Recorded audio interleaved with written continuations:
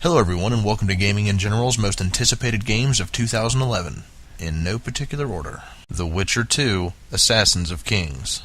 I really enjoyed the first game. It had a great diverging story, interesting alchemy and combat mechanics, and a great way of dealing with moral choices.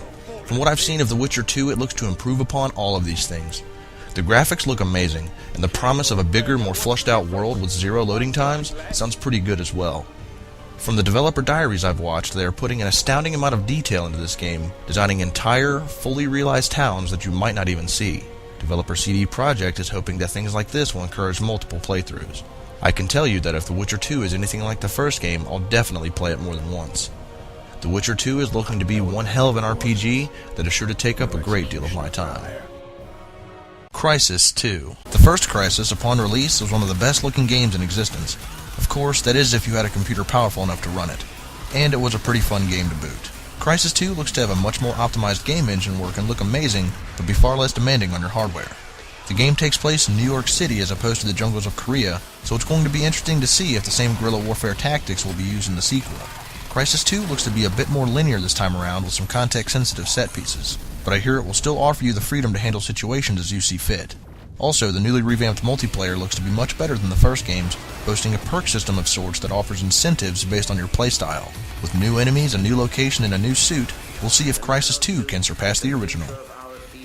Star Wars: The Old Republic. I'm a huge fan of the KOTOR games. I must have played both the first and second at least 10 times each. The Old Republic is probably going to be one of the first fully voiced MMOs out there, and Bioware has said it will have over 100,000 lines of unique dialogue.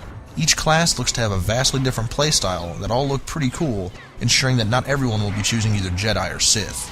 Many MMOs like to say that they have a deep and engaging story, which ultimately boils down to fetch quests and endless lines of text that usually ends up being skipped anyways, in the pursuit of whatever the reward may be.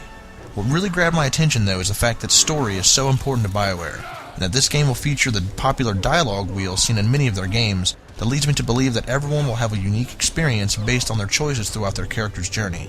That's what I'm hoping anyways. Uncharted 3, Drake's Deception. I have a sneaking suspicion that this game is going to be pretty damn good. Naughty Dog has done an amazing job with the first two games. They both have a great cinematic feel with some interesting characters and some fun cover-based third-person shooting. I'm looking forward to all the new locations and seeing what famous artifacts from history will be making an appearance. One thing that has really impressed me with these games is the graphics, which are some of the best on the market. I've heard that 3 will be using the same engine as 2, with a ton of optimizations that will help them squeeze even more eye candy into what is already an incredible feast for the eyes. I'm definitely looking forward to this one. The Elder Scrolls V, Skyrim. Skyrim was a region you heard about while playing Oblivion, the snow-covered birthplace of the hardy Nords, but not much more information was given. But this fall we'll get to see the dragon-plagued frozen north for ourselves. From the screenshots and now a gameplay trailer, I can see that there is indeed a new game engine, people that look like people, a better first-person camera, and a ton of other improvements. This is going to be a big game with some lofty expectations that I'm sure Bethesda intends to match or exceed. Duke Nukem Forever. This game has been in the making for nearly 13 years, and for a while was one of the biggest jokes in the gaming industry. But when developer Gearbox Interactive showed up at PAX 2010 with a fairly polished demo build and the promise of a release, it's fair to say that everyone was surprised. But even with the firm release date set, many people are still apprehensive about whether this game will A, get released on time, or B, actually be any good. I'm excited about this game, but I'll just say that I'll see it when I see it. Portal 2. The first Portal was an amazing game, a fresh take on the puzzle platformer that had you utilizing portals to accomplish your goals. It even spawned a meme or two. Valve has stated that the game is twice the length of the first game and will also have a co-op campaign. The trailers have shown some new gadgets added to your arsenal that will no doubt lead to more complex and challenging puzzles. It would be an understatement to say that I'm excited for this game. I can't wait to revisit the Aperture Science Labs and see if I can finally get that damn cake. Mortal Kombat. I've been playing Mortal Kombat since I was a kid. It's my all-time favorite fighting game. After its foray in battling superheroes in Mortal Kombat vs. DC, it's good to see it return to its bloody roots. I'm interested to see the final roster and see how many of my favorite fighters will be returning. The fact that Australia has already banned it, while not surprising considering their history for banning games, it does bode well for the gory nature of the game.